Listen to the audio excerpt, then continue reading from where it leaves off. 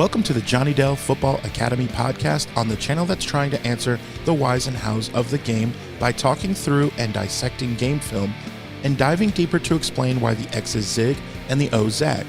I am Adam Marino, joined by Mr. Johnny Dell, and we are reminding you, as always, the most fun way to watch is on YouTube, where we go live. There you can comment into the live show. Be sure to hit the notification bell and turn on your notifications so you can be a part of the conversation. We also stream live on Facebook and X. Also, the audio versions are always found on Spotify, Apple, wherever you get your podcasts. Now, if you are live with us in the chat, it's probably because you are subscribed, you've hit the notification bell, and turned those notifications on. So, when sharing with your friends, be sure to let them know. We also love to hear from you outside of our live show. Email us at jonnydelsfootballacademy@gmail.com, and you can always check out the website jfa49.com, as it is the most fun way to support the channel. Also, the way we boost the chat and boost the algorithm is to type out hashtag JD49. Yes, and welcome to the Johnny Dell Football Academy podcast. I am ready for the eclipse, as I live like right in the Bible Belt of where the totality will be. So, all right, I can't see with Yeah, you these. can't see in those. I have a pair of those because we're gonna get like 90% solar eclipse, and so I have a pair of those. You can't see nothing out of those. Yeah. So I am good to go. It is 3:07 p.m. Eastern Standard Time in Indiana, and I will be outside walking around aimlessly. Should be fun. Welcome also to the Kate and Clark show. We're just going to talk about her for an hour because that's what America seems to be doing. Did you watch any of the women's basketball at all? Uh, I'm ashamed to say I haven't.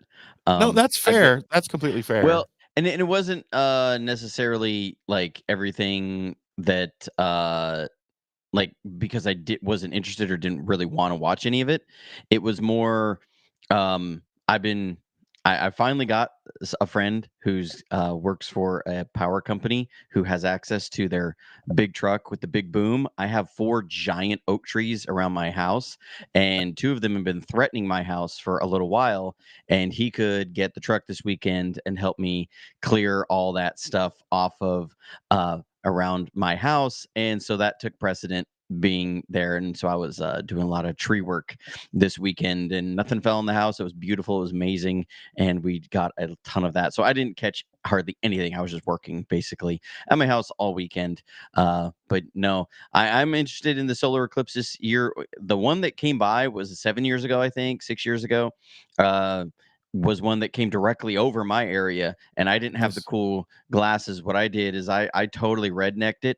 I had some sheets Oh, here we go. limo tint.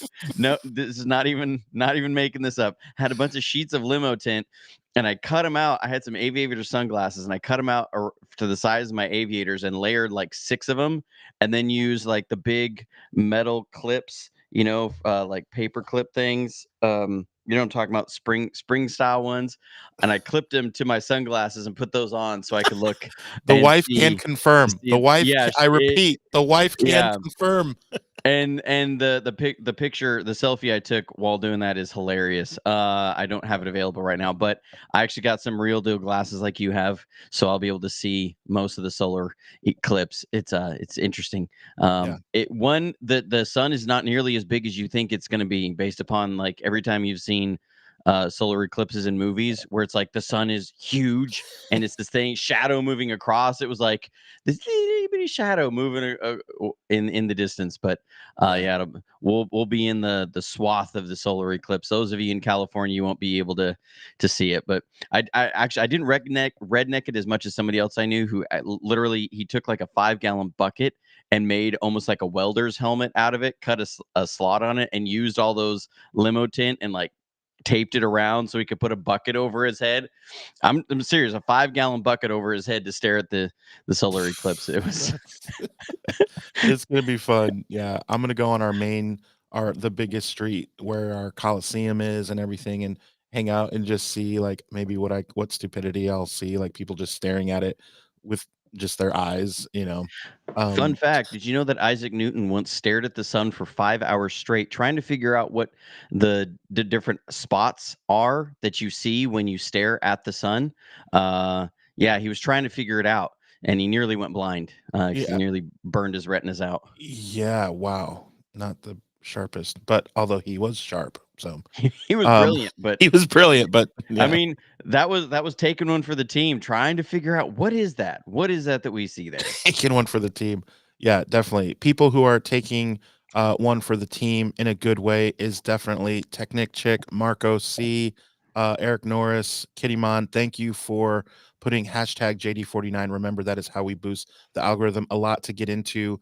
I want to explain a little bit, so you guys see the show notes, 49ers top 5 second round picks of all time. So Johnny has this thing where he he's kind of a history buff, a history nerd, if you will. He likes all things history. So for things like this, it really gets him going. He just doesn't know the amount of stress he puts on his co-host to gather all of this information. And last time I had technical difficulties and it saved me because I didn't have as much time as I had hoped. However, this time I am completely You feel so ready. prepared. You feel Yes. so he's so proud of himself. I feel prepared, and yes, poor me. The only thing I can complain technical difficulties is I even got a bigger TV behind my I dome, see that. but Yeah. it's going out every once in a while. Here's an Easter egg. Count how many times my TV conks out. It's blinking Dude, behind my that big was old that was dome. one of those things that nobody would have noticed until you said it. Now they can't I not know, notice it. and right, and There it now it's a is. Yep, thing. there it just did it. Yeah, and so I Oh have to boy. figure it out. It was We my gotta old we gotta get TV. this show back on the rails there, Adam. Now Yeah, all right. before people get too distracted by the TV. Right, right. Pay no attention to the man behind the curtain. So, are you ready to get into this? How are we starting this? So let's see. Do you want to start with honorable mentions or just dive in number 5 and do honorable mentions as we get near the top? So that would be fair. We can go through a few honorable mentions. I will give one and then you can give one. The chat, please give theirs as well. I'm interested to see. Yeah. Um This was harder than I thought it was gonna be. I thought it was gonna be a little bit easier, just because generally hit rates in as you go down the draft aren't as high, but there were yeah. some names that were really, really tough to leave off that top 5. I mean, Yeah. really tough. That pained me. I was like, "Oh," it was, when and really that top 2, 3, 4 was the hardest for me. Mm, First round picks, personally, I did not have as hard of a time layering number 2, 3, 4. This one was really hard figuring out who was it, the ordering of that and who I left off. yeah, There's one that's guy fair. on here that it pained me to not put him in the top 5. Mm. All right. Well, I'll give a few. Here's some to get rolling. In 1976, I know a who you're man, going with. I know who you're a going with man, right here. a man by the name Delvin Williams rushed for Oh, 1,200 yards. no, that was not who I thought it was going to be. Aha, in 1976. And so he was at one point third on our all-time rushing and had a couple good years. Like I said, in 1976, did rush for 1,200 yards. And so He was part of the $1 million backfield. he is honorable mention. He is nowhere near in the top 5 conversation, but I am proud of the research that I took part in, and so he is one of my first honorable mention. Who let's go in the chat. please tell us who would be someone that you would be willing to admit is definitely not in the conversation of all timers for second round picks, but who is someone that rings a bell that you're like, you know what, I kind of like that dude, but yeah, I get he's not in that conversation. In the chat, let us know. Johnny, you take yours. So an honorable mention, this guy, I would say, if I was doing a top 10, he'd probably be 10 or 11, is Jeremy Newberry. Most Yep. people, if you remember him from the early 2000s, he was a center for the 49ers. Really good center, multiple time Pro Bowler. And he was a guy that was the anchor of that Mariucci era team. For the team. His biggest problem was dude's ankles could not hold up. I remember it was high ankle sprain, severe high ankle sprain after severe high ankle sprain, and he ended up lost his mobility, which was huge in that 49ers West Coast offense. There's so much movement in the offensive line, and they value, and this was going back to Bill Walsh through Mike Holmgren, through Mike Shanahan, through Steve Mariucci, was mobility and athleticism from your offensive line. And Newberry was a guy who his athleticism for his size was amazing, and he was a huge part of that offensive line for a team that was punching above its weight in 2001 and 2002, dealing with 15 and 20 million dollars a year in cap dead money at a time when the cap was 70 million dollars a year. So it was a guy who was a huge part of that. Again, ankles could not hold up, and he ended up going and playing with the Raiders. I remember that, seeing him at the Raiders, and it just pained me of like, not another 49er player that we love going and playing for the Raiders. But yeah, Jeremy Newberry, one of my honorable mentions. So let's We hear can your. All right, I got one. We could have a show on players that pained us to go to the Raiders. It'd be like Charlie Garner, and like that's kind of funny Yeah, actually. Charlie Like, Garner was, yeah, man, right? he was a guy that it was hard to reconcile with the fact when the 49ers didn't keep him on. And but Garrison Hurst came back and did what he did, and Yeah. and had his time. But so who's your number 5? Number Okay. 5 highest second round pick of all time for the 49ers. So, now and no, wait a minute. Wait a second. I have to mention another guy, and I have a really, really, Well, really good reason. yeah, but we'll Okay. do honorable mentions, more honorable mentions, I promise. Okay. All right. So you want Yeah, yeah, my yeah. fifth. Let's go 5 through 2, and then we'll do honorable mentions, and then the big reveal for number 1. Okay. Um, I will say it's a it's a it's like a tie between Eric It's Davis and hard. Ricky Waters. It's a tie. Oh yeah. Can I just say that's a tie? They were No, drafted a year no, apart. One was no. You drafted number have you have 53. to put number 1. You have to put somebody at number 5. Who's gonna be an honorable mention, and who's gonna be in the number 5 slot? All right, I will say that okay, here's the two things I'm going through.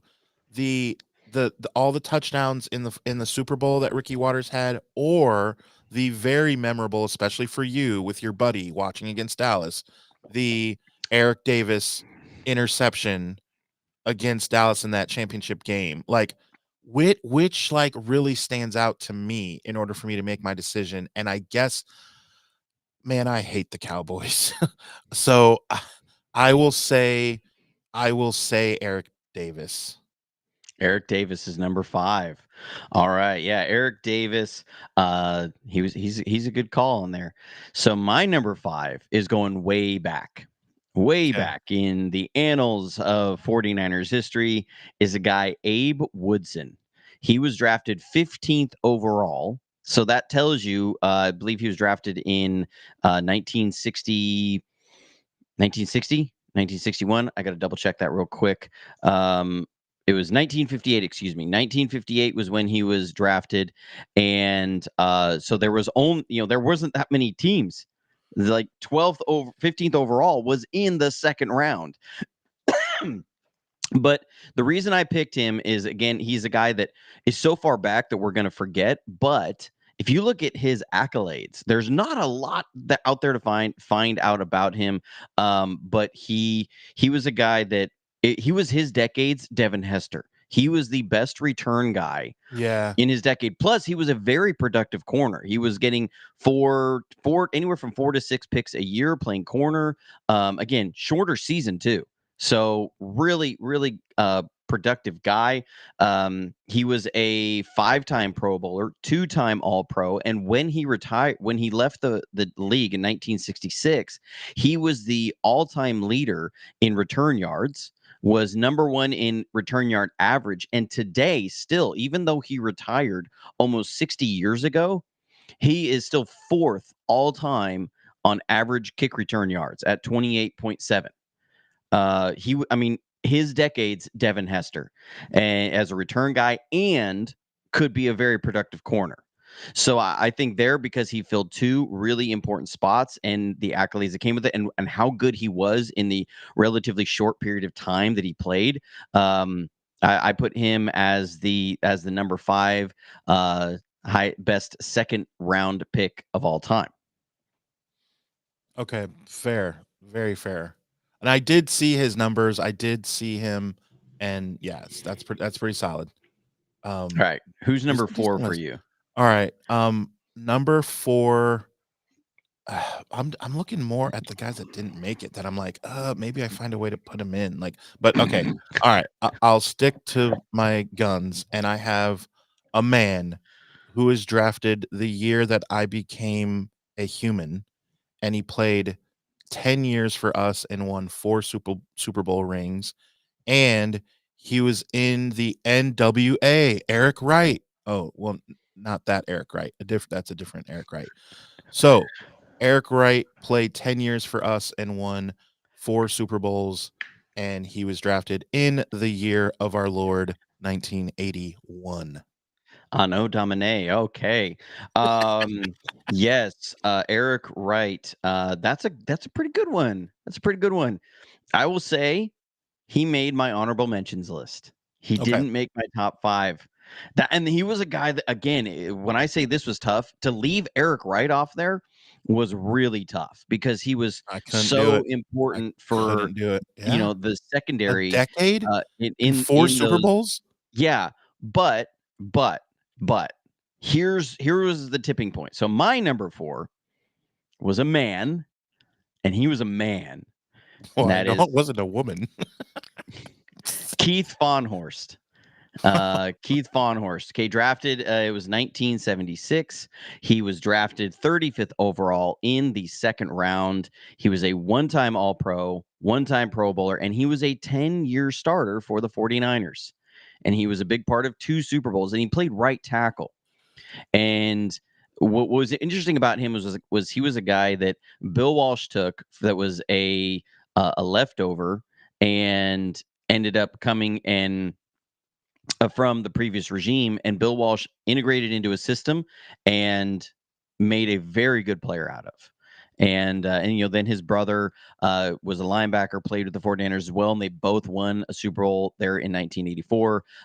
So that was a moment that those two guys were really important. But I think Keith Fahnhorst, right tackle, protecting Joe Montana for all of those years at right tackle, big thing, and really set the mold of what the 49ers looked for in their tackles there. So that's why I had him there. It was really, I mean, it was so hard with Abe Woodson, Keith Fahnhorst, Eric Wright, and I'll leave as a couple, to be revealed there, of 2 other guys that I really had a hard time. Like this was tough. So yeah. So that's who I had at number 4, Keith Fahnhorst. All right. Yeah, that's a good, definitely a good pick. Number 3 for me is now I let my football emotions go in there a little bit because of what he meant to me when you're learning about the game and Madden and Summerall and those voices and things like that. That just means something to me, and he was a really, really good player, and he is the pride of UCLA, my favorite school. He was drafted number 42, good enough to be a second round pick, Mr. Randy Cross. I knew it. Yep. And once you said he was drafted 42nd overall, I knew who you were grabbing because he's my number 3, Randy Cross, Nice. the Nice. Randy Cross, Yeah, man. drafted He's so 42nd good. overall in the 1976 draft, and he played guard and he played center, and Yeah. he was a huge part of that Bill Walsh offense. And here's Huge. what okay, Randy Cross, I think, doesn't have quite the accolades that he could. One, again, because I think he's in a similar situation with Jesse Sapolu, is that moving positions over time from sometimes playing guard, sometimes playing center. If you were looking at the Hall of Fame and you say, okay, is he a Hall of Fame center? He didn't do enough at center. Is he a Hall of Fame guard? He didn't do enough at guard. That moving back and forth, just like Jesse did, becomes something that's difficult. But if you look at the basis of so much of that Bill Walsh offense, and Yeah. Bill used to have those tosses and those swing passes all the time. He really created, we are going to move the line of scrimmage from where it is 12 yards laterally. And it drove teams nuts because every team in the 80s was built for straight ahead smash mouth football that was we're gonna bash heads together and see who wins. And Bill Walsh said, I'm gonna go where you're not, but I have to have offensive linemen who can run, who can move. That was Jesse Sapolu. That was Randy Cross, and Randy Cross was the guy that really set that mold and allowed a Jesse Sapolu to be to shine and be who he was, because Bill could do that in his system with Randy Cross. That he was considered undersized. He was a little bit small, not really big, but in Bill's system, with all of that movement that drove defenses nuts, because they knew you were going to play the 49ers, you were going to have to run and run laterally all day long, because it was going to be toss left, swing pass right, just back and forth. And you're going to have to run, and then you got to defend some of these vertical passes with the weapons that they have there, and he put guys in space, and it just put defenses in a blender and wore them out, and not in the way that we're going to grind you out. It was just, we're going to make you run, and you're gonna get tired out. You're not used to this. And Randy Cross was a huge part of that, and a part of offense that changed the league. When you start seeing what Gibbs did with the wide zone and all that kind of stuff and all this movement, that stems from a guy like Randy Cross and what he could do in Bill's system. So, I love it. I love that we're on the same page of that with Randy Cross. I think over time he's an underappreciated as far as outside of 49ers. I think 49ers fans really appreciate who Randy Cross is and was as a player. And especially, he's a guy that they always bring back for a lot of interviews. Whenever you see the NFL film stuff, and they're talking about those different teams, they always interview Randy Cross because he's always got great nuggets, and the way he can tell stories, it's just like you could sit and talk to Randy about the 49ers for a few hours and you'd feel great. And as a commentator, again, it's just that emotional, like when I hear his voice, I think Madden and Summerall, like same kind of thing. When he was an announcer, I just thought he was really good. So yeah, Randy Cross, number 3. I don't know if I'm gonna get blasted for not blasted, but like again, emotional for my number 2. Are you ready? I think I know where you're going with this. Debo. Really? Okay, I thought you were going to go in a different direction. Okay. I mean, like if Really? You got Debo up there already, huh? if his career, because like I'm making a lot of assumptions that he is going to still be the factor that he is over the next 3 to 4 years, and the dynamic aspect that he brings, that we have a reverse Marshall Falk, and we have never I Cordell Patterson a little bit, but not as good. He's just simply not as good. And so, like what Debo brings as to the game of football, like there's just different things than just saying who's the top 5, like for me. And so that's why I went that way. I mean, if you look at his accolades over his first 5 seasons, he is ahead of several of these guys. I mean, Randy Cross never made All Pro, and so and Debo has in his first And 5 years. played Keith in 2 Super Bonhorst did not, Bowls. I mean, yeah, did not make a Pro Bowl or All Pro in his first 5 years. Abe Woodson is the only guy who in his first 5 years has the accolades to really match up with Debo. Now here's the reason Debo was on my honorable mentions list. And the biggest reason why I think it's just too soon. If he was to and that's retire fair. today, if he was to retire today and his career was over, I would still have him on the honorable mentions list. If we get 3 more years of good production, yes, he's on the top 5 without question. I'm gonna put him on there. I probably I may have to switch my 5 and 4 because if it was one of those things of like if Debo kept this up for 3 years, who would I bump off that list? I don't think I could take Abe Woodson off the list. I think I would bump Keith Vonhorst off the list. So, Yeah, maybe that's fair. Keith's 5 for me and Woodson is 4. Yeah. So yeah, Debo was on my honorable mentions list. Yeah, makes Oh, sense. so my number 2. Sorry, I was like, where are we going? My Yeah. number 2 is, and maybe this is just emotional for me. For me being emotional, like you had talked about earlier, it's Eric Davis. Okay. So Eric, and now Yes. here's Yes. here's the thought process behind that. One, Eric Davis was an All-Pro. He's a one-time All-Pro, two-time Pro Bowler. He was drafted 53rd overall, so he wasn't a really high second-round pick. Right.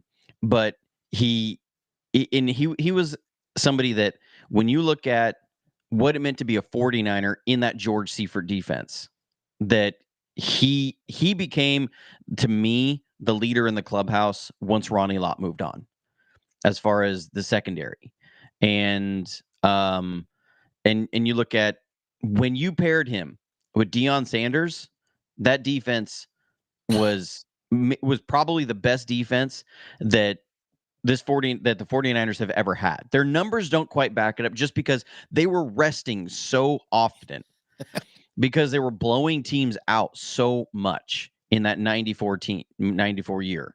Yeah. And so they're and they had, the outlier of the Eagles game where, 40 to basically 8. they started pulling all those starters and everything. The game got out of control.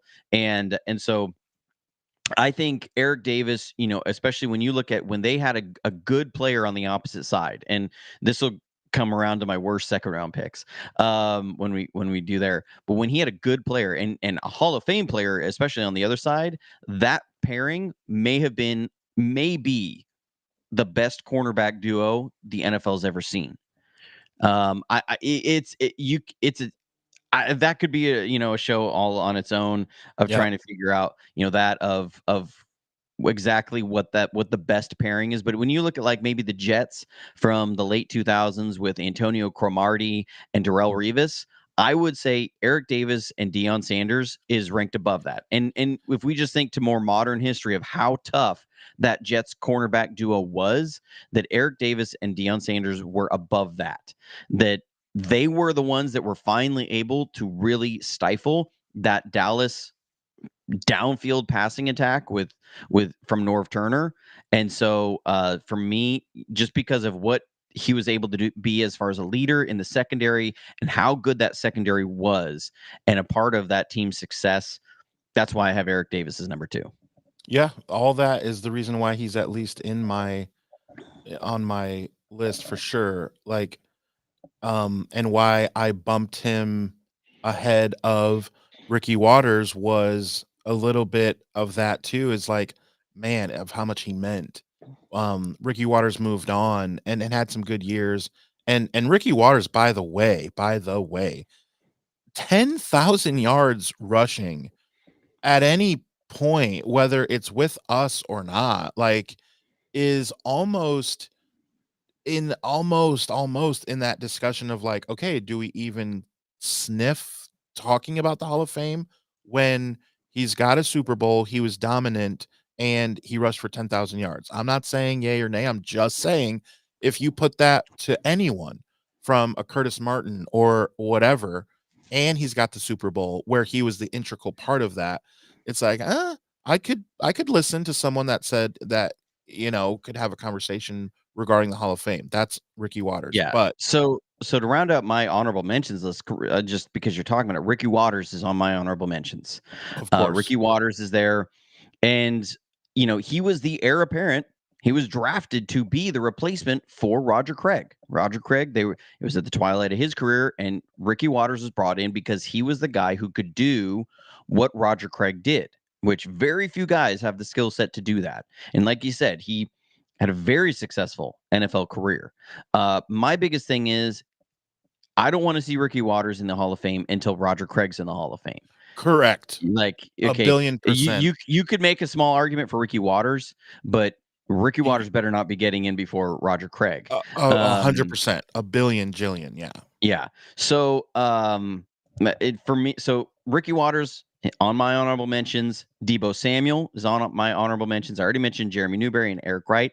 The last honorable mention, and this was another tough one, was Keena Turner. So Keena Turner from Purdue. Yeah, Keena Turner, linebacker for the 49ers, meant so much to the organization, has meant so much to the organization, still does. And that's why he was really hard to leave off the top 5. But again, honorable mentions list, great player. 4 rings. Yeah, I mean, Pro Bowler.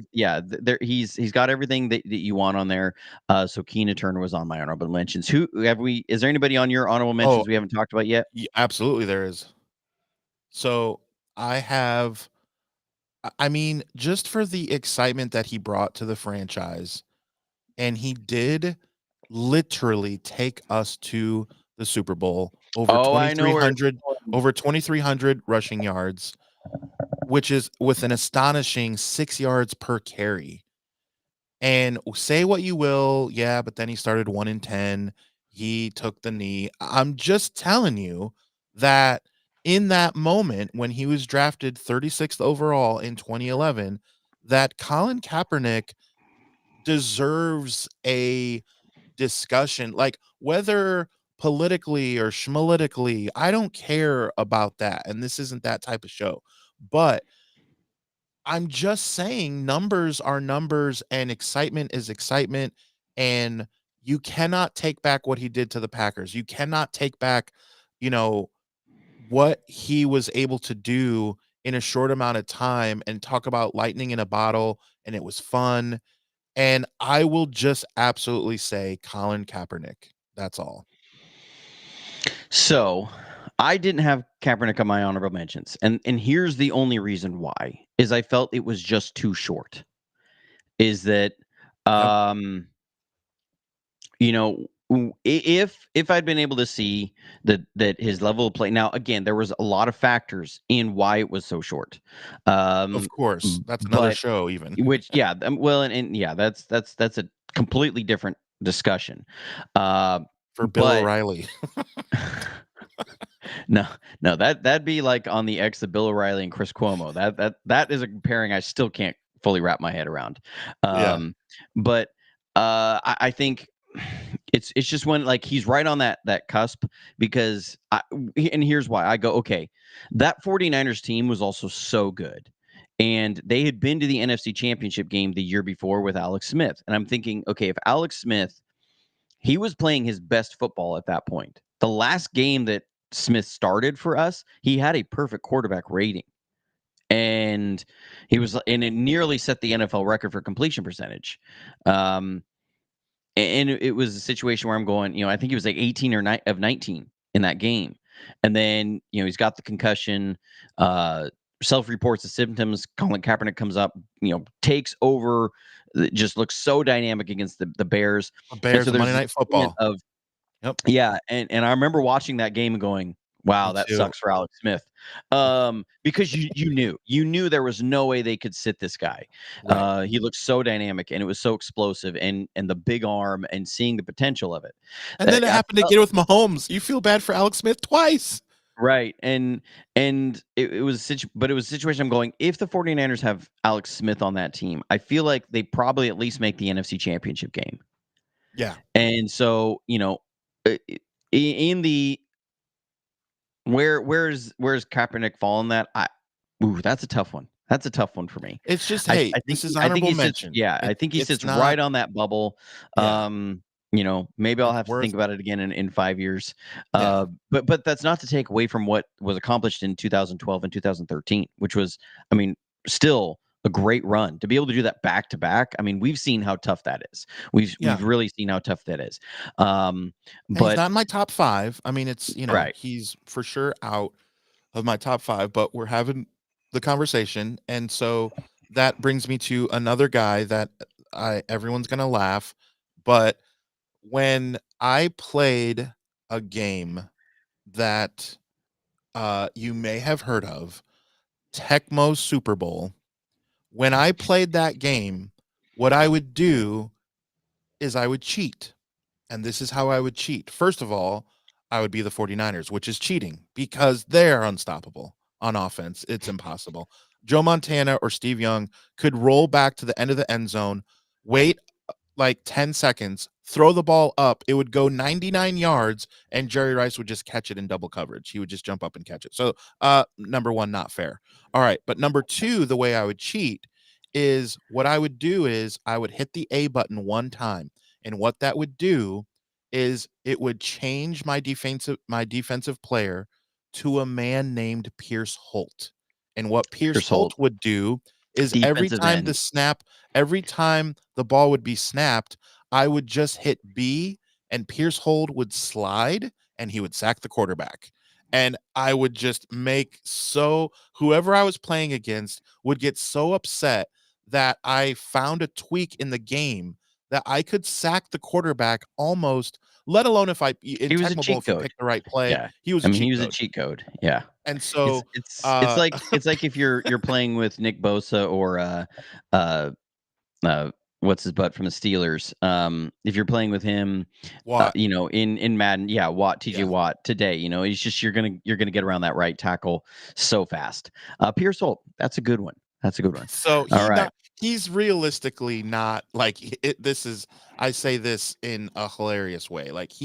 I was just looking through and I was like, dude, Pierce Hold. I remember, and he played in a really good defense. I mean, you guys like Charles Haley and I mean, these guys that played with him were really, really good. But deep down, is Pierce Holt like he's probably for you, Colin Kaepernick, he's just not in it. But and then also I did put down absolutely in my list. I had Keena Turner as you Yeah. mentioned. I Yeah. definitely wrote him down as well. So I think we have the same number one. I'll Yeah. let you go ahead and announce who number one is. Yeah, I will say that pretty astonishing what he was able to do in 1985, becoming the first running back out of Nebraska ever to rush for 1,000 yards on only about 290 carries, I think it was, and then 92 receptions, which 92 receptions is just astonishing in 1985.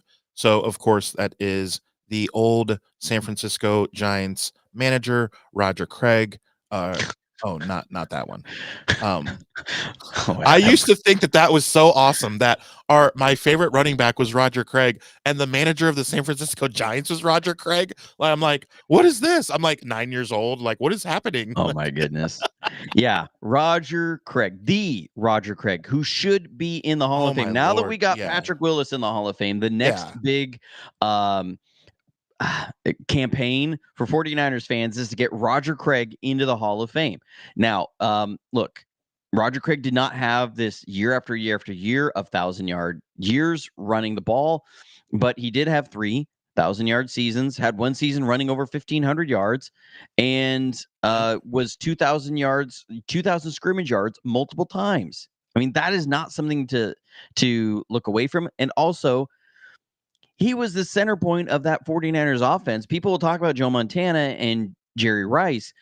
And they That should. offense ran through Roger Craig, literally. It was his ability to be a mismatch on linebackers, on safeties, out of the backfield that was what opened up the field in a way that had never been done before for guys like John Taylor and Jerry Rice down the field.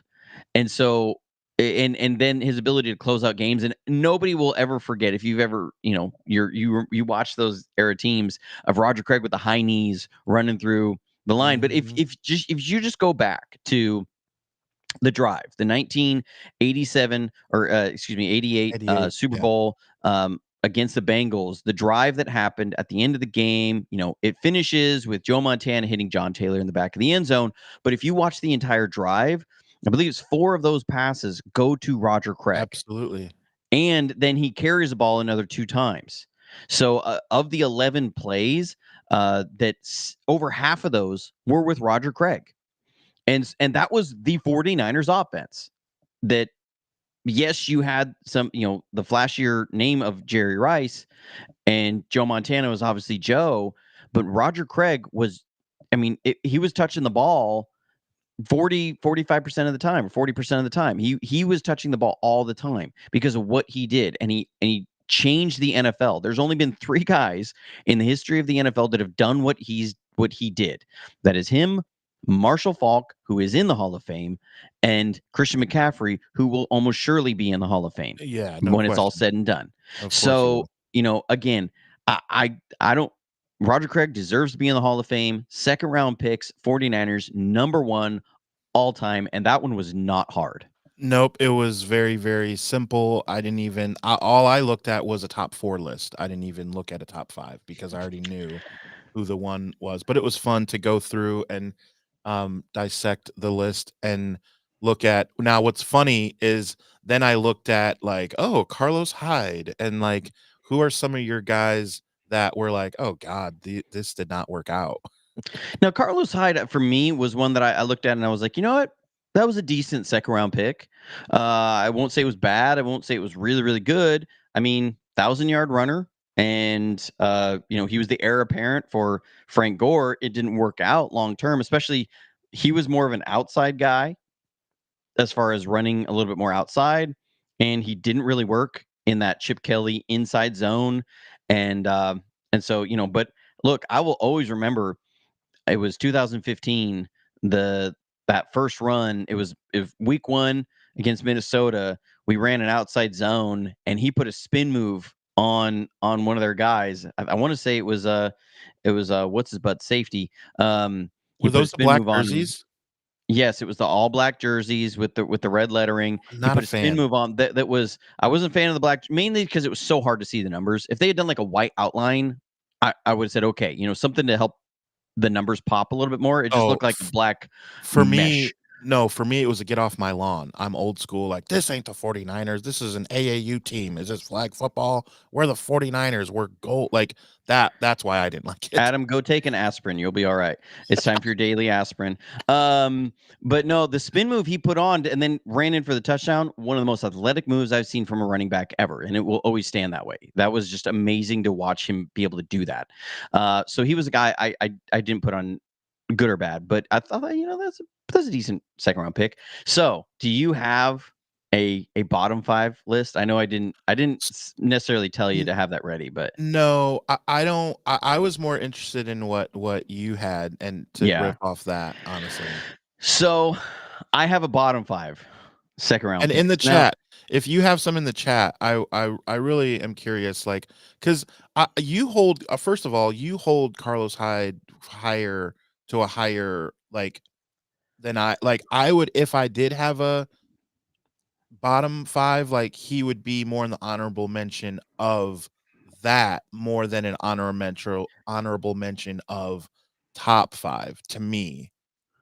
well, But I just look at it. If a guy's been a successful starter for at least 1 year and you got 1,000-yard year out of him, that's a good starting running back. I can't say that he was necessarily a failure. Now, again, I guess didn't that's last fair. for the 49ers for other reasons, but I was like, well, it's That's hard for me to fair. sit there and say he's a complete bust, especially Yeah, when I yeah, started yeah. looking at some of the other names on this list. Right. Alright, who you got? Now, okay, so, and one of my honorable mentions, kind of going along on that for worst, I'll say honorable mention first, is LaMichael James, as I had him on there. Yeah. Now, he was another one because I did have to look at, what he did for the 49ers in that 2012 playoffs. It was the same thing of, he scored several touchdowns in those playoffs, and his burst and speed and quickness paired with Colin Kaepernick and that zone read option was really, really, led to what made that offense so tough for so many teams to defend. So I couldn't put him in the exact bottom 5, but as far as when you look at total impact for draft investment, just wasn't Right. anywhere close. He added a little bit when paired with that read option zone read that the NFL was not ready for. It was something interesting, but it also wasn't highly productive series after series. What I used to do with LaMichael James when I'd play Madden, I would sub out. Was Here it Mark comes Adam with the Edwards? Madden again. Where was it? Mark Edwards? Refresh my memory.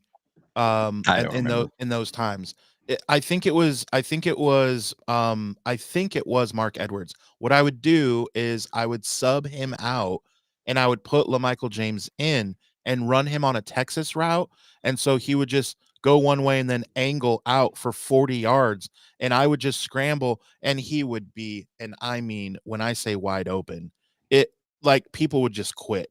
It would be 3rd and 18, and I would get a 47-yard gain. You were playing the cheese, man. That was the meta back in the day. If you rolled out right with your quarterback, had a fast running back on the angle route, Texas route. That was the meta then. And it was the fullback though. That was the thing Yeah. is I subbed him out and put him at fullback where these guys aren't running those routes or they're not running as fast as freaking LaMichael James. Yeah. Yeah. So to dive into my bottom 5 second round picks of all time, at number 5, drafted to take over for Randy Cross and be that guy, was Jeff Bregel. He was a guard. He was drafted in the 2nd round. He was meant to be the guy to come in because Randy was moving on. They were moving Randy on out of the team.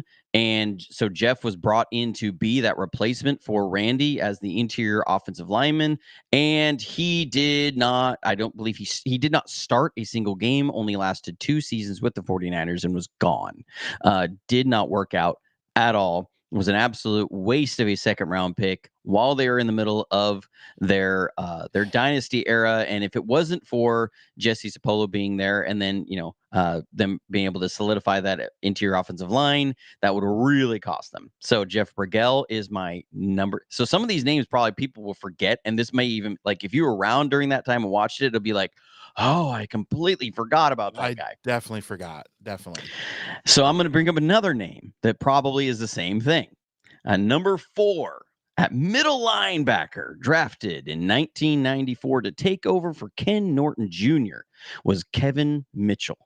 Kevin Mitchell was drafted. Yep. I did see him. He was meant to take over for Ken Norton. If you remember, Ken Norton ended up going to Dallas.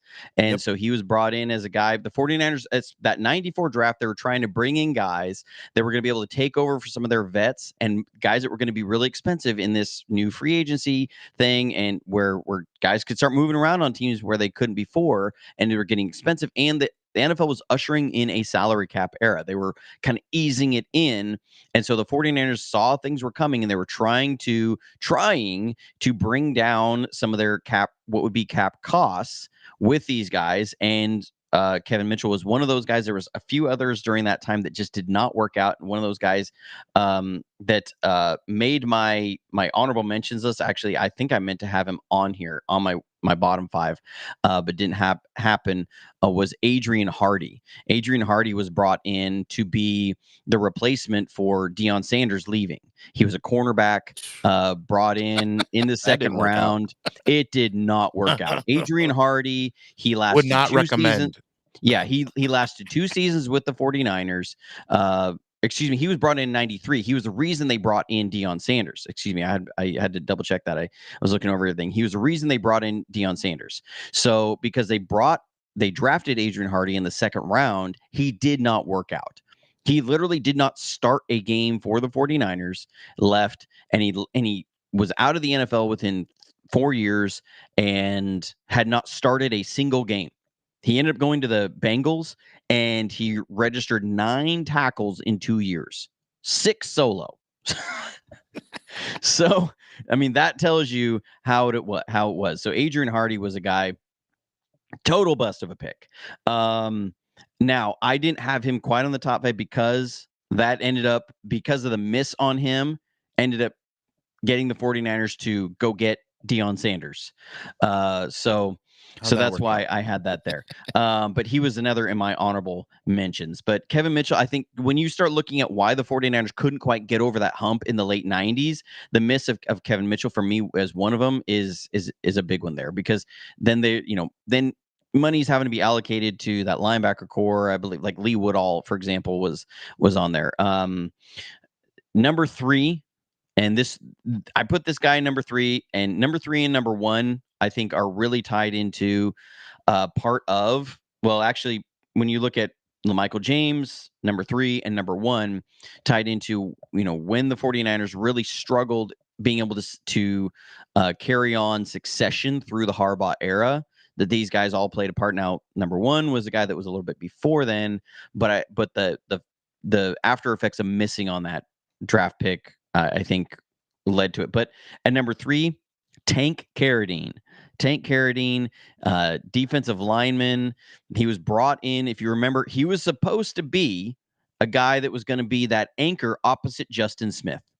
They were looking to let Ray McDonald move on, and then he ended up having some legal troubles. Tank Carradine was a guy that was supposed to be a really high first round pick talent. And he never ended up being anything close to that. He was a bulky pick. It was supposed to be all-world talent. And with a name like Tank at defensive line, you're like, yeah, we got a Yeah. tank on the defensive line. Yeah, no kidding. Tank Carradine, total bust of a pick. He was a rotational guy at best. And really, when he was in, was a liability. I remember watching some of the film, and I was like, "Okay, come on." There's a couple of flashes here, but just never really worked out. What do you remember about Tank Carradine? The name Tank and being excited that we had a freaking tank, and that's it. And that's it. Yeah. I think he was number 95. Yeah, he was number 95. And I remember that. If you remember, this was part of that bulky all ACL team. Again, he was projected, like, before tearing the ACL, he was projected as a high first round pick. And so we were all excited, look, this guy's coming in, they're getting him at a great value. Yes, he had the ACL injury, but if he can be back to what he was, they got an absolute stud on the defensive line for a second round pick. That's going to be amazing. You pair him with Justin Smith and you pair him with Aldon Smith. This defensive line is going to be unstoppable. And Tank Carradine was terrible. Was very stoppable. He was very stoppable. I think he only averaged like 25% of the snaps, if that, when he was with the 49ers. Did not last very long. Ended up really was out of the NFL. It just and I think he was the guy that really, really established this. You know what, Trent? You got to stop taking the ACL guys.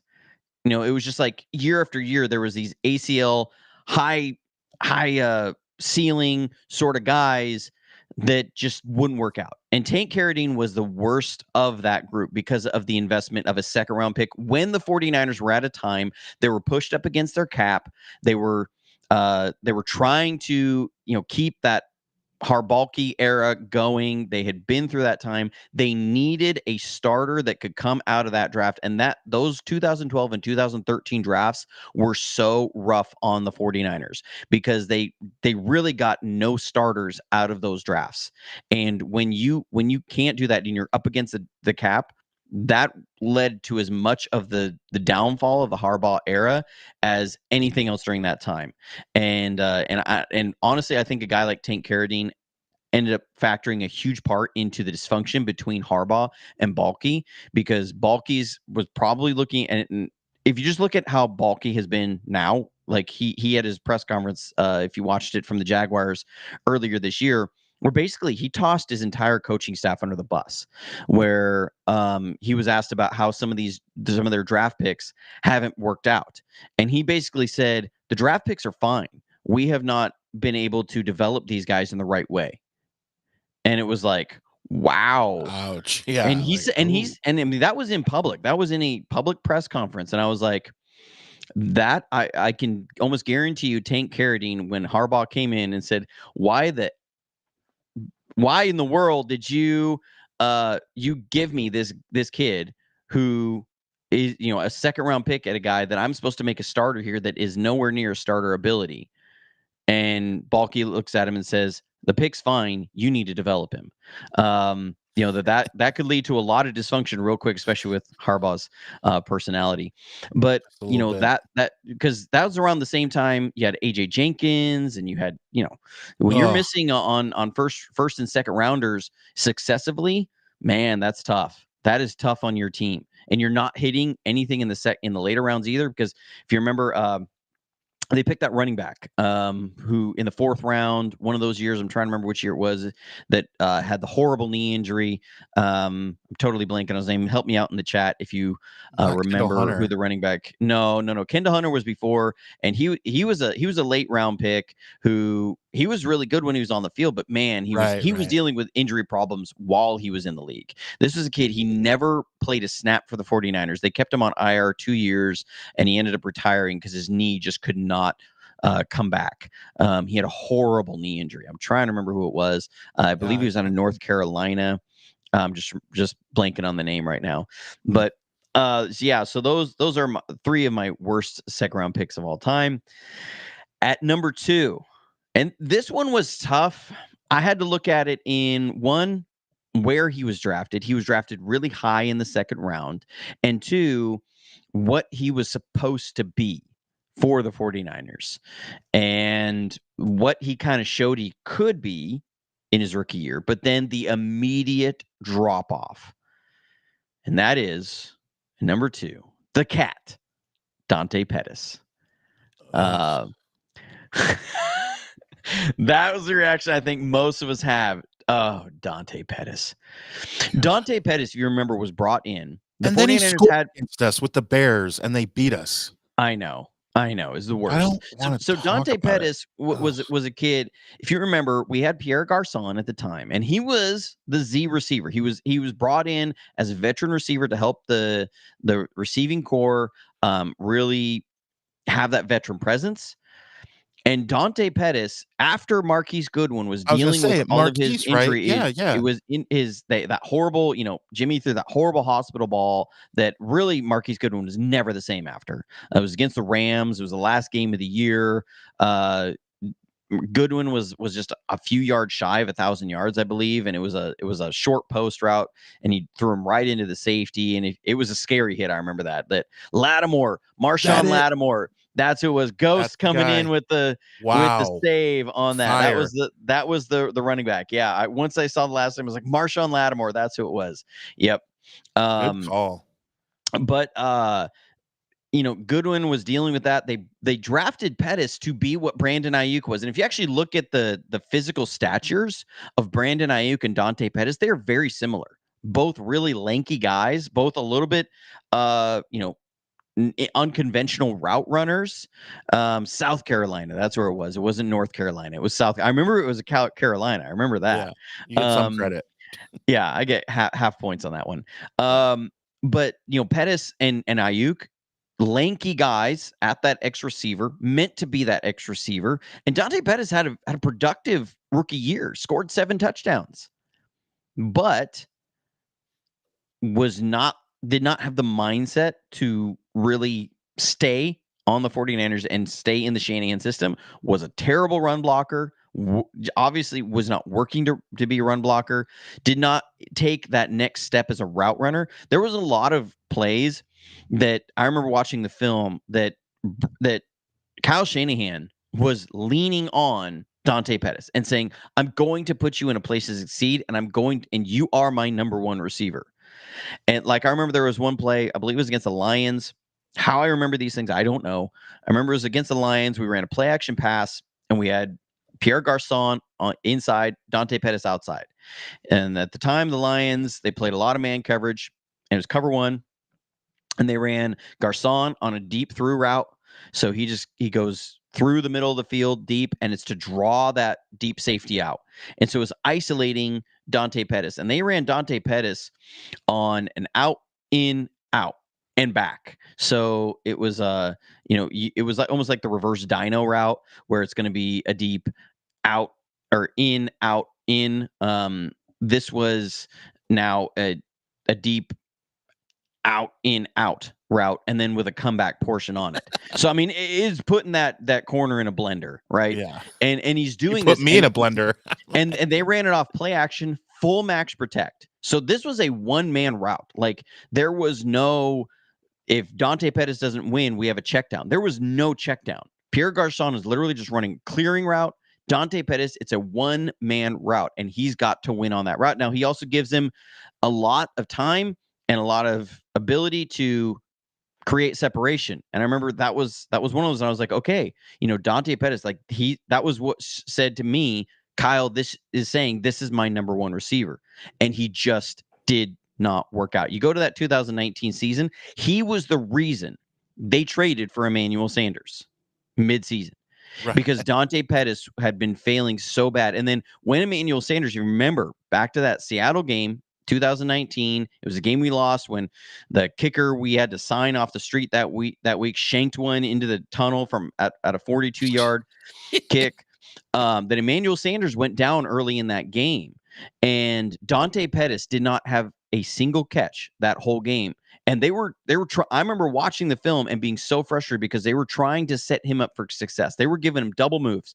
They were giving him routes that should have been open all day long, and he could not win on them. Like, they were running sluggo routes. If you watch my route tree video, you understand, what the sluggo route is. So they were getting him sluggos, not anywhere close. I'm watching Jimmy as he's dropping back, and he's pumping, and that sluggo and that corner is not biting on anything. He's not worried about anything. He's just sitting on it, not open at all. Then Jimmy's getting sacked because he can't rely on Dante Pettis at all. He was a high second round pick, meant to be that Brandon Ayuk. Brandon Ayuk was only taken like 7-8 spots before, or about 10 spots, I think, before Dante Pettis was, if you really think about it. Like, they were not that far apart in where they were drafted. And think about the player that Brandon Ayuk has turned into and who Dante Pettis was. Not even close. Yeah. That's why he's number 2 on my all-time worst second round picks of all time.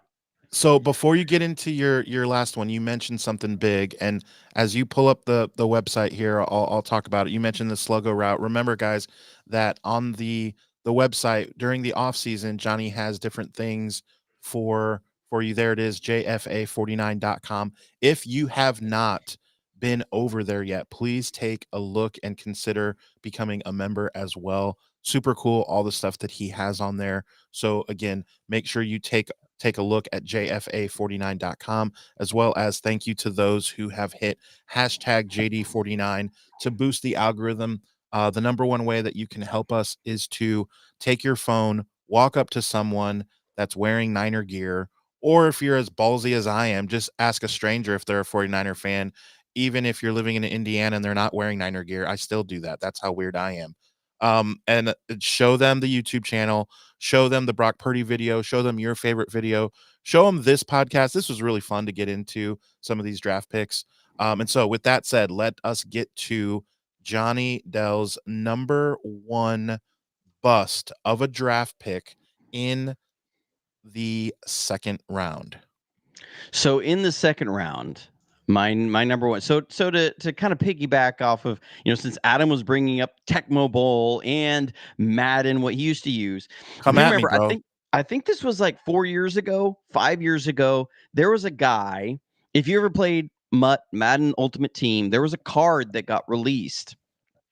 It was around draft time that absolutely became the meta in MUT and was an impossible player to really, he became a cheat code online. And the reason why was because it was a Combine Stars card drop. So what they did is that they released guys who kind of had some of the most impressive combine numbers for their positions as cards in Madden. It didn't matter what their actual NFL career was. It just was like Combine Stars. And so his ratings in Madden, on Madden Ultimate Team, being at the end of the year, was like a 97, something like that. And you could boost him up with team chemistries and all this stuff. And what people would do is that they would sub him in at linebacker because he was insanely fast and he's 6'3". He's a 6'3", 230 pounds. So you could play him against a run. You could user him, and literally, if anybody threw a pass front over the middle from 0 to like 15, 20 yards, he could pick anything off. Like literally took away the middle of the field in mud. Because the length was insane, the speed was insane, and you could give him like an acrobat ability, and he would jump out of everywhere to catch every ball around, and it would drive people nuts. Like this guy was on everybody's team because of his athleticism and prowess of what he was. So number one, second round draft bust of all time, Taylor Mays, safety. Absolutely, man. From Notre He was Dame. from Notre Dame. Here's why I had one. When I don't think we're gonna have a whole lot of argument saying, nah, he was a pretty good player. There was so much buzz about Taylor Yes, Mays when he I was came out so stoked. I was so because stoked. I mean he was what everybody was expecting. Cam Chancellor, what Cam Chancellor Yeah. became. We thought Taylor Mays was going to be that with more speed. You thought he was going to be a mix of what ended up being Cam Chancellor and Earl Thomas because he was 6'3", 230 pounds, and ran a 4.43 at the combine. I mean, it was like The fact that he and was I even remember, available. yeah, he had a 1.56 10-yard split, 41-inch vertical jump, 41 inches. I mean, absolute athletic freak. 24 reps on the bench press, which is better than most of your defensive linemen at this combine. So was an absolute athletic freak. Made you think, oh my Lord, this guy is just all Gonna change world the game. that Yeah. is going to change the game. We're talking about this guy who can run like a corner, can jump like a corner, hits like a linebacker, and has the strength of a defensive lineman. I mean, as Ghost says, he was supposed to be the next Sean Taylor. Yeah, he was supposed to be the next Sean Taylor. Actually, he was supposed to be a more explosive Sean Taylor Right. because his 40 time was a little bit better. And so I remember when he was drafted and looking up the numbers, I was like, oh my Lord, they got this insane player. Now he was known as being a little raw, but I remember the buzz was ridiculous. I remember Rod Oh, Woodson being on the NFL Network, and they were asking him because he had gone to the 49ers training camp. He was there for a day and he was working with some of the DBs. And they asked him, who are you seeing out of the 49ers training camp that you think is going to be something? He said, I remember him sitting there going, man, this kid, Taylor Mays, is going to be something special. Because there was a play they ran off left tackle, and he was the backside safety, and he got to the play before the front side safety. He ran it down. His speed is that good. And I remember Greg Mineski talking about Taylor Mays and saying, yeah, he's got some things that we got to work on that we can teach him, but he's got that element that we can't teach, that only mommy and daddy gave him, and that's the speed. Because of the element of speed that he brought to that safety position, was supposed to change the defense. He did not start a single game for the 49ers, just lasted 2 seasons, and was gone. unreal. I live in Notre Dame country, and so I watch a lot of Notre Dame, not because I necessarily root for them to win football games, but it's Notre Dame, and I live not that far. So there's a buzz always about them, whether they're supposed to be good or bad. And I've watched a lot of Manti Te'o, of Taylor Mays, like Ricky Waters. Like there's players from Notre Dame, all of their tight ends that I know a lot about. I just do. And I was so pumped for Taylor Mays. I could not believe like him, and we talked about before, like Mike Rumpf, like these guys I learned a little bit about, but when they were players. And so when they're drafted, I mean, for you, it's like Cameron Latu, like, a little bit about the guy, and all of a sudden he's drafted to your favorite football team. You're excited. And it's like, oh man, it was so like frustrating that happened, man. Yeah. I mean, he went and played a number of seasons. He only lasted one season with the 49ers. Then they cut him. And then he went and played with the Bengals. He started 4 games over 4 years with the Bengals. Never really did much.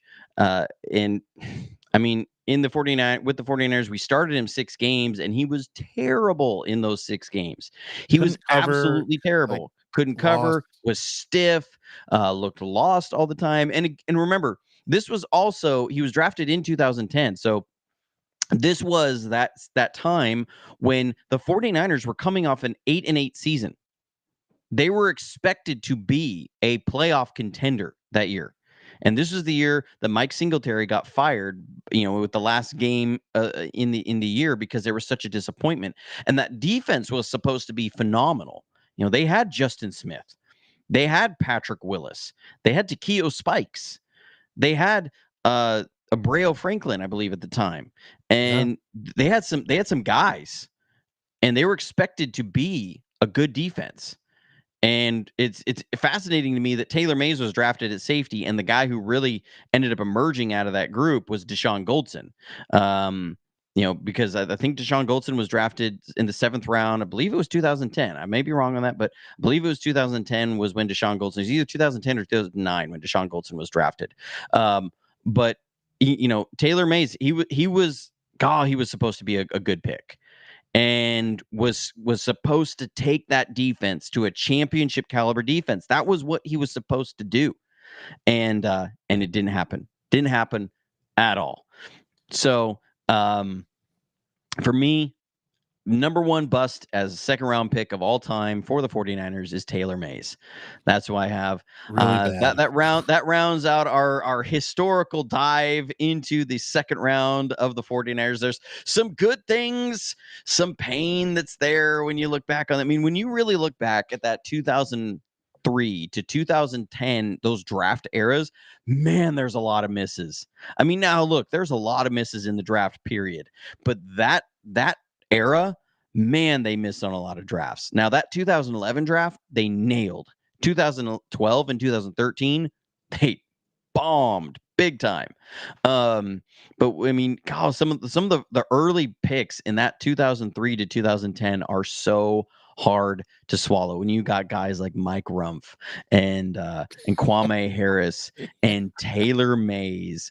Man, those are hard to watch. We almost Rashawn should have started Woodson. with those. We should have started with that. Get the bad stuff out, and then end with like, yes, Roger Craig. Oh yeah, like Yeah, I mean, but when you like look at the dynasty of the 80s, you get some of these stars out of the 1st and 2nd round, and you get, that's like, you don't have to hit on all of them, but you can't not pull a stud out at some right. point in there. And that's what when you look at the 49ers, that's what saved them, through the Trey Lance debacle, through the Javon Kinlaw, not working out, with Reuben Foster, with Solomon Thomas, is that they've been able to hit on guys like Brandon Ayuk. They've been able to hit on a Nick Bosa. They hit for a while on Mike McGlinchey. That they've gotten good high-end starters with those 1st-round picks. Yeah. It's when you miss year after year, or if you have seconds, or and then being able to really nail those 3rd, 4th, 5th rounders, especially the 5th round. The 49ers seem to just pull amazing players out of the 5th round. But yeah, looking at these 2nd rounds, man, it was tough. Yeah, and Jaquiski Tartt was a 2nd-round pick. I didn't have him in the honorable mentions. It's kind of like a Carlos Hyde situation. That Jaquiski Tartt, I felt like, was a good enough player that you can't say he was a bust in any way, Right. but man, he had some costly mistakes. That was like the I biggest think thing. I Like, think he will forever be etched with 49ers, not for the one-handed pick he had. I remember against Carolina, it was I think Cam Newton threw it. He's dropping back. He was playing middle safety, and he was playing, I think it was a slot streak that Jimmy Ward was covering, and he's the middle safety, and they throw, and Cam throws a slot streak, and Jaquiski Tartt was middle safety, and he dropped back on it at the end zone, jumps up, fully reached out, one-handed interception, comes down with it. I remember that play. What? How does he I don't. intercept that pass? I don't even remember that. But, 'Cause I but just and exactly because we all remember the arm punt that he didn't come down with. the arm punt. Yes, The arm punt that he didn't come down with. Like, And what? so, It's it's right hard when you look here. at some of these to separate some of the emotion off of it because, like, Jaquaski Tartt's the guy you're like, oh gosh, dang it, he's trash. But there was so many of he did have so many like quality games in there where he was a good safety. He Nope, too played good bad. safety. Trash. And he had some good coverage in the flat. But when I look at him compared to like an Adrian Hardy, there's a huge gulf there. Yes, Okay, that's Hardy was such a worse player. When you look at him compared to Kevin Mitchell, he's such a worse player. When you look at him, Taylor Mays, yeah. Jaquaski Tartt was head and shoulders above what Taylor Mays was. Okay, Yeah. so like while Jaquaski Tartt makes me upset and irritated, and I wanted him to be a little bit better of a player, especially a little bit better in that game. I couldn't put him in my honorable mentions or bottom of there. I think he was just, he was a decent second round pick. You know, I'll allow that's it. where it is. I'll allow it. But yeah, it's just like, ugh. When we talk about second round picks, like the name came up and like, ugh. Yeah. So Now I think the next kind of draft look back that we'll do is going to be third and fourth rounders. That third rounder, who the best third rounders, that one's going to be real tough. we It's could going to be just make it really, about really running tough. backs. We'll still have a 2-hour show. No, I'm meaning top five. The top five, third round picks. That's going to be, it'll be splitting hairs to see who's going to come out as number one on that one. Yeah. Okay. I'm in. All right. So again, guys, make sure you're sharing the channel. If you know. We are on all the social medias. Follow us on the Twitter or X. And if you are listening to this podcast on the usual suspects, head over to YouTube because that is the most fun way to watch. Make sure the notifications are turned on so that you are aware of when we're coming at you. And then you can share the channel. Remember, thank you also those that have boosted our algorithm. We are grateful for you. And we will see you next week. So in the meantime, stay safe, stay healthy, and as always, go Niners.